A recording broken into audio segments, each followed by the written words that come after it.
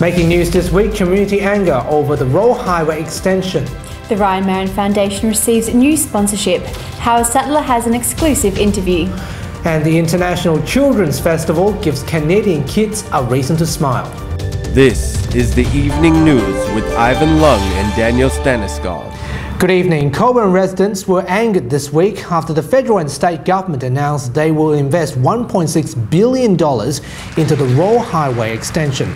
Approximately 100 Coburn residents attended the meeting in Bribble Lake to express their frustration and prepared a response to the move. State and federal MPs are also weighing in on the matter.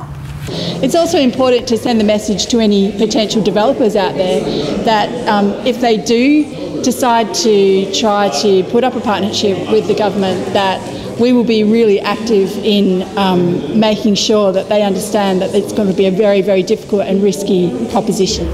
Did you walk to school with your kids this week? The Education Minister certainly did, because it's WA's annual Walk Safely to School Day. WA Education Minister Peter Collier joined a group of children from South Perth Primary School and walked with them for approximately 15 minutes to campus. The school's principal welcomed the minister during the school's morning assembly. They later presented him a certificate. So being at South Perth Primary School today, I walked with a number of schools to try and instill that message within students, within young children, that they should walk and be as active as possible. Thousands of students in WA participated in Friday's event to embrace a healthier lifestyle. Education Department encourages WA school canteens to provide a healthy foods for students. Patryk, Lazarz, WAM News. WA Police Constable Ryan Marron is dealing with the unimaginable while on duty in April 2011. He was bitten by a mosquito carrying the deadly Murray-Varroa encephalitis strain. As a result, he is paralysed, unable to speak, and requires around-the-clock care. Howard Sattler caught up with Ryan's partner Toni at a function at the Steel Blue Oval, where new sponsorship funding is looking to raise money for the Ryan Marron Foundation.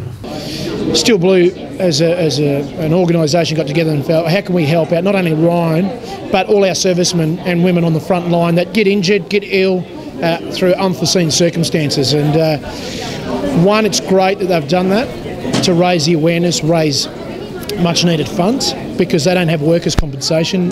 So what happens is we have WA police officers in need can come to us if they're in necessitous circumstances and just need help. Doesn't need to be physical, doesn't need to be medical related. There are many things that afflict our police officers, PTSD, their families are ill, any of these sorts of situations, we want to be there to help.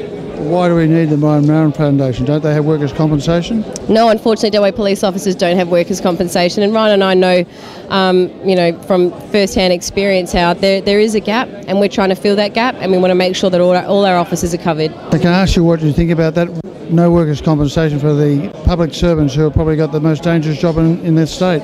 Exactly, and it's heartbreaking to think about when our guys are just going out on the road, putting their lives on the line for the community. It's hard to understand how they don't have that sort of protection. Look, I'll do anything I can in my power to try and help us and get that coverage. But in the meantime, we're just going to have to look after ourselves. Without the $400,000 which you got as a grant from the state government, it took a while. Without the $250,000 donated by the public, where would you and Ryan be? Exactly. I couldn't even imagine where we'd be. Ryan's only had the opportunity to get better as a direct result of the money that we received from the government and the fact that people like yourself, Howard, have pushed the community to help us along. How's he going? He's doing well. We're trying our hardest to continue improvement. Ryan's in therapy Monday to Friday, and we just keep working at it until we get to a level that we're really pleased with.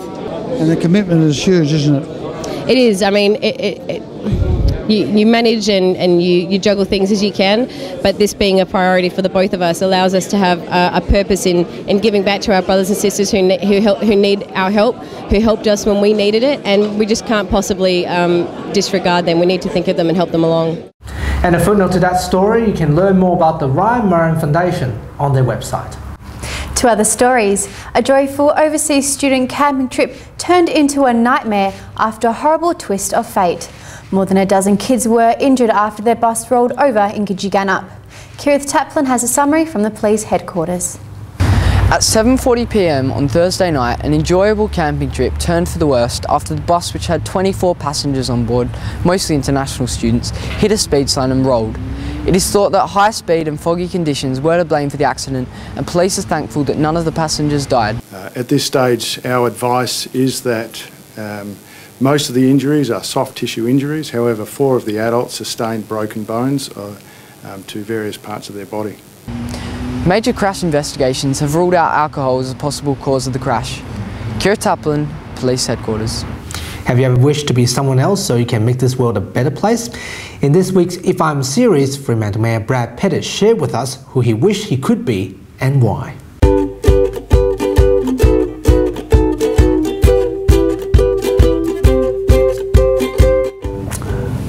Hi, I'm the Mayor of Fremantle, and if I could be a person for a day, it'd be Bill Gates.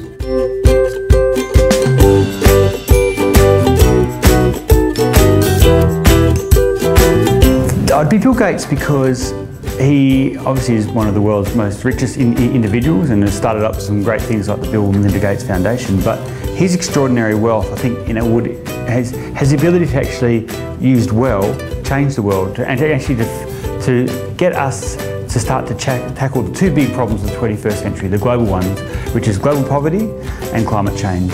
Because I think what we're seeing at the moment is there's a real lack of, I think, will in the political sector from our leaders all around the world, from our Prime Minister to the UN to everyone. We're not seeing that level of change. And I think actually individuals with extraordinary capacity to actually start to invest in the research and the development in the kind of new technologies we need is going to be absolutely essential.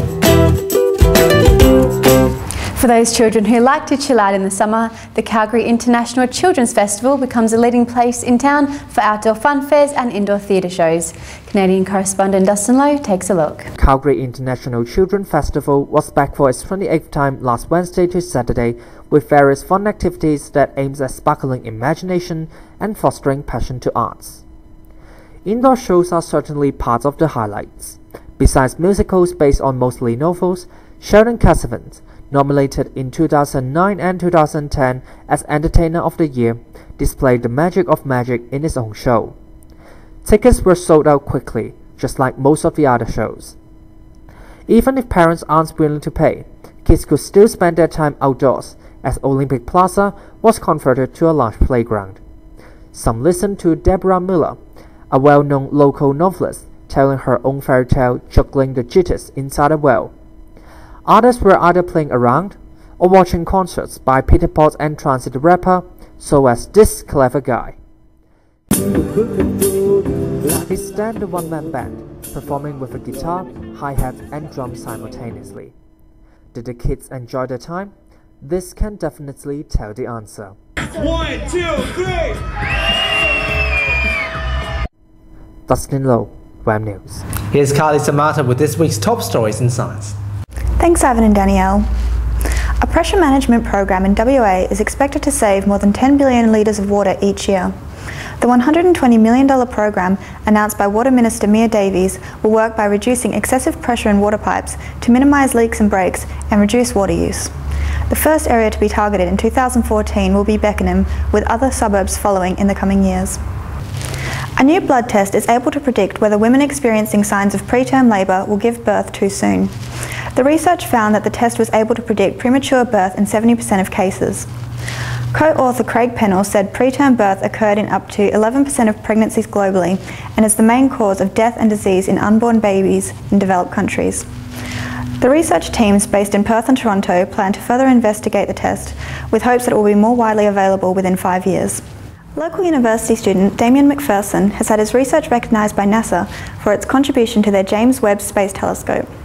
The PhD student has shown that astronomers could observe the earliest stars in the universe for the first time when they explode a so-called gamma-ray burst, producing an afterglow of light which could be detected by the telescope. The JWST will be launched into orbit in 2018, where it will be able to see further into space and detect fainter objects than the Hubble Space Telescope. And that's science. Thank you, Cahli, and that's the program for this week. For news anytime, please visit our website at wamnetwork.com.au or follow us on Facebook and Twitter. Thanks for watching. We'll catch you again next Sunday. Good night.